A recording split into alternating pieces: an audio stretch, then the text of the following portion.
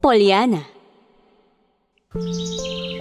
Si Pollyanna ay 10 taong gulang na may gintong buhok at masayahing bata. Ngunit, namatay ang kanyang mga magulang kaya maaga itong naulila. Nakatira siya sa bahay ampunan. Ito na ang nagsilbi niyang tahanan. Dumating ang panahon, ay hinanap siya ng kanyang mayamang tiya. Nagulat siya nang makita niyang malamansyon ang kanyang tirahan at hindi parang kubo. Nancy, dalhin mo ang gamit ng mga bata sa itaas doon sa attic.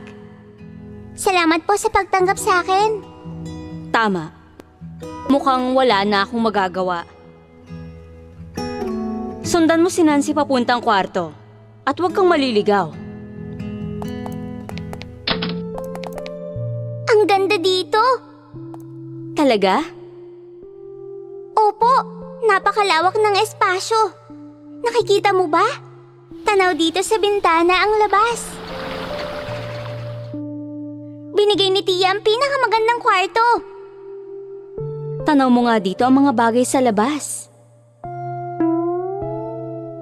Wala ka namang ibang gagawin dito. Huwag ka lang hahara sa iyong tiya. Inihahanda ang hapunan ng 6:00 ng hapon. Kung ikaw ay mahuli, mapaparusahan ka. Narinig mo ba? Opo, ma'am. Salamat, ma'am.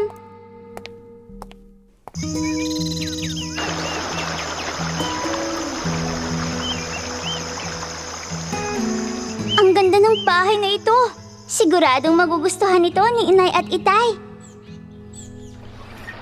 Ang oras ay 6:02 na. Pollyanna, nasaan ka na? Pollyanna! Pollyanna! Nagsisimula na ang hapunan. Kapag nahuli ka ng iyong tiya, ay tiyak malalagot ka. Pasensya na po, hindi ko napansin ang oras. Ang ganda-ganda kasi po talaga dito. Late ka na. Napansin ko po na ang gaganda ng mga bulaklak at ulap sa labas. Napansin niyo rin po ba na ang ganda ng araw? Wala akong pake. May batas tayo dito. Hindi pinansin ni Pollyanna ang sinabi ng tiya at kumain na ito. Masarap na kumain si Pollyanna, ngunit ang kanyang tiya ay walang gana. Dinala niya ito sa kwarto niya sa attic at sinarado niya ito. Dito ka lang hanggang bukas. Kailangan ay matuto ka ng tamang asal. Kinandado ng kanyang tiya ang pinto at iniwanan si Pollyanna sa kanyang kama. Nalungkot ito. Oh, nanay. Oh, tatay. Namimiss ko na kayo. Hindi nakikita ni Tia ang ganda ng nasa paligid niya. Nakikita lamang niya ay ang mali.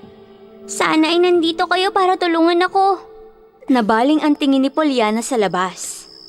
Napakaganda ng gabing iyon. Sumilip siya sa bintana habang nakatingin sa mga bituin at bulaklak sa labas. Wow! Napakaganda! Parang nasa litrato. Ito talaga ang kailangan ko. Salamat, Nay, Tay. Kahit na mag-isa lamang ako sa silid na ito, ay nakikita ko pa rin ang ganda ng gabi. Mga bagay na gusto ko pong ginagawa. Susubukan kong ipakita kay Tia kung paano maging positibo sa buhay. Alam ko na. Ituturo ko sa kanya ang glad game. Kinaumagahan, nang buksan ni Nancy ang pintuan ni Pollyanna, ay nagtungo sila sa bayan upang mamili. Natuwa siya makakita ng mga tindahan at kumakaway ito sa mga tao. Ngunit may isang taong napukaw ng kanyang tingin. Nakatayo lamang ito at nilapitan siya ni Pollyanna. Tatakbo itong lumapit sa Ginoo. Ako si Pollyanna. Anong pangalan mo? Mr. Pendleton. Masaya akong makilala ka, Mr. Pendleton. Ang ganda ng araw na ito para mamili, di po ba? Tama. Pollyanna, layuan mo siya. Pasensya na po, Ginoo. Sa susunod na pagkikita ulit, Mr. Pendleton. Pumasok na sila sa isang tindahan. Nakilala ni Pollyanna si Jimmy, isang bata sa labas ng bilihan ng laruan. Pinahiram niya kay Pollyanna ang bola nito at naglaro sila hanggang sila'y maging magkaibigan. Nakakita si Pollyanna ng kawawang kuting sa daan.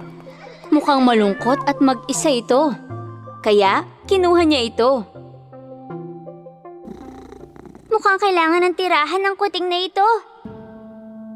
Hindi ito magugustuhan ng tiya mo, Pollyanna.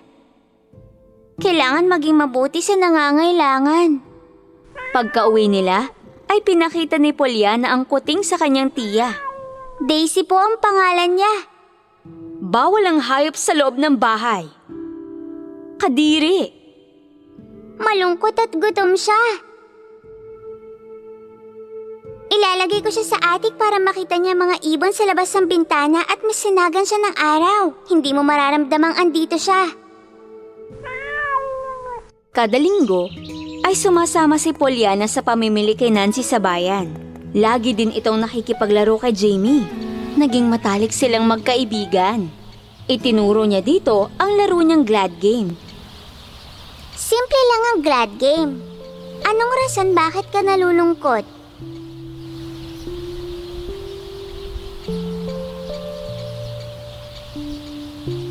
Ganito. Isipin mo yung mas malala pa sa sitwasyon na yan. Tama. Isipin mo, wala kayong makain. Kahit na pareho lang lagi, meron pa rin kinakain. Hindi ka nagugutom. Natuwa si Pollyanna at Jimmy sa larong Glad Game. Itinuro nga ni Pollyanna ang larong Glad Game sa mga tao sa bayan sa loob ng 2 linggo. Lahat ay natuwa sa pagkaporsigido niya. Isang araw ay ipinakilala niya si Jimmy sa kanyang tiya. Tiya, ito po pala si Jimmy. Pollyanna, bawal magdala ng pulubi dito. Nasaktan si Jimmy sa sinabi ng tiya ni Pollyanna, kaya umiiyak itong umuwi sa kanila. Jimmy, saglit! Sinundan ni Pollyanna si Jimmy. Tiningnan niya ang kalsada ng marahan, ngunit sa pagmamadali ni Pollyanna ay hindi na niya napansin ito. Tumakbo siya papunta kay Jimmy at may masamang nangyari. Nagtagal nga ng mahabang panahon si Pollyanna sa ospital. Kahit na nasa kama lang siya ay masigla pa rin siya. Itinuro rin niya sa mga nurses at doktor ang larong Glad Game at sila'y nagtatawanan. Tanging tiya lamang niya ang hindi nakakaalam ng larong ito. Pollyanna, paanong masaya ka sa kabila ng nangyari? Dahil po sa Glad Game. Hindi ko pa ito narinig. Ituturo ko sa'yo. Nakarating kay Mr. Pendleton ang nangyari kay Pollyanna at dumalaw agad ito sa ospital. Sa buong 2 linggo ay dumadalaw ito kasama ng tiya niya at ni Nancy. Lagi sila nagkukwentuhan ni Pollyanna hanggang may sabihin itong isang sekreto. Kilala ko ang iyong ina. Talaga? Oo, nakikita ko talaga siya sa'yo. Nakakatuwa po. Marami-rami rin akong naipong pera. Nais mo bang tumira kasama ako? Aalagaan kita. Tutulungan kitang makalakad. Oh, wow! Hindi ko naisip kailanman na iwan si tiya. Pero may alam ako na mas makakatulong po sa nais niyo. Umalis isang araw si Mr. Pendleton, ngunit nangakong babalik kay Pollyanna. Sinabi ni Pollyanna ang nais ni Mr. Pendleton. Naiyak si Nancy at ang kanyang tiya nang malamang hindi sila iiwanan ni Pollyanna. Naiintindihan ko na ngayon, Pollyanna. Ikaw ay isang liwanag sa mundong puno ng ulap at ulan. Hindi kita pababayaan. Mahal ka namin. Salamat sa pagtuturo kung gaano kagandang mabuhay. Masaya kaming nakakasama ka namin. Ginamit ni Mr. Pendleton ang kanyang pera upang maipagamot sa profesional na doktor si Pollyanna upang makalakad muli ito. Pagkatapos ng ilang buwang pagsasanay, nakabalik na si Pollyanna sa kanyang tiya at kay Nancy. Nakilala rin ni Mr. Pendleton si Jimmy at dahil kay Pollyanna ay ginawa niya itong assistant. Maraming natutunan si Jimmy kay Mr. Pendleton, kaya nakakatulong na siya sa kanyang pamilya. Dear nanay, tatay, miss ko kayo araw-araw. Natuto na si Tia ang pahalagahan ng ganda ng buhay. Ako, si Jimmy at si Mr. Pendleton ay masayang nagkakasama at nakakalakad na ako. Si Daisy Kuting ang pinaka-sweet na alaga sa buong mundo. Masaya ako dahil kayo po ang nagturo sa akin kung paano maging positibo. Kung hindi ako nawala ng kakayahan maglakad, ay hindi ko maiisip ang biyaya at ang pagkakataon na mag-isang nakakagalaw. Nagmamahal, ang iyong anak, Pollyanna. Wakas.